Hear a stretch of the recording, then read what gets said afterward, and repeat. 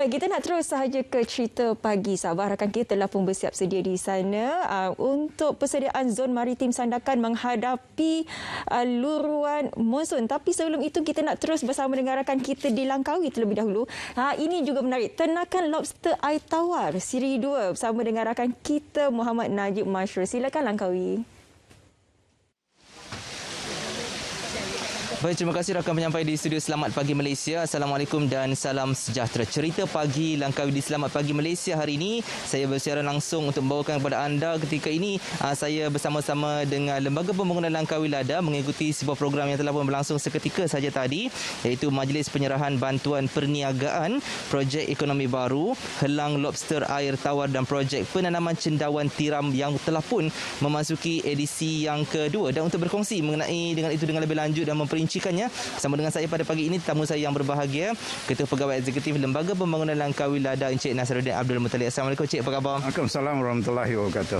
Ya. Baik Cik, terima kasih kerana sudi bersama dengan kami di Selamat Pagi Malaysia. Sudah pasti ini telah pun memasuki edisi yang kedua. Pastinya kejayaan telah pun ditempa pada edisi yang pertama. Mungkin boleh kongsikan sebelum kita bercakap dengan lebih lanjut mengenai dengan kejayaan pada edisi kedua ini.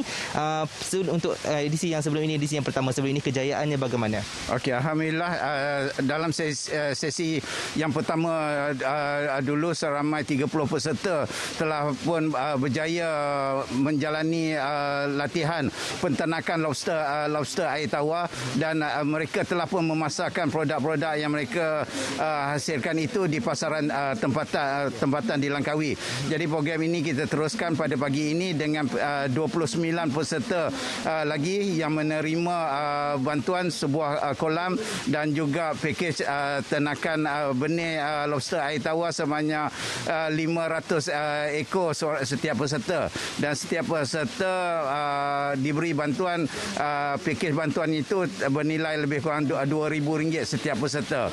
Jadi mereka perlu menjalani latihan penternakan ini, dan udang lobster air tawar ini boleh dituai selepas 6 bulan diternak. Baik, kejayaan siri pertama juga telah pun membuka peluang dan lebih cerah, dan ini adalah merupakan salah sebuah inisiatif daripada Lembaga Pembangunan Langkawi Lada sendiri. Jadi bagaimana untuk membantu mereka untuk menarik dengan lebih ramai lagi mereka yang terkesan akibat pandemik COVID-19 untuk menyertai program seumpama ini, Tuan? Okey, akibat daripada wabak COVID-19 yang melanda Langkawi baru-baru ini, kita tahu bahawa ekonomi Langkawi perlu dipelbagaikan.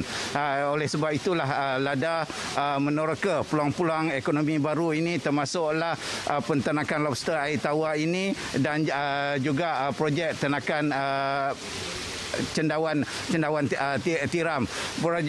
Produk-produk ini kita percaya boleh menghasilkan produk-produk hiliran yang dapat memperkayakan lagi industri pelancongan di Langkawi. Misalnya projek ternakan cendawan tiram, peserta-peserta nampaknya sudah pun menghasilkan produk-produk hiliran, termasuklah perkasam cendawan, keropok cendawan, dan juga burger cendawan.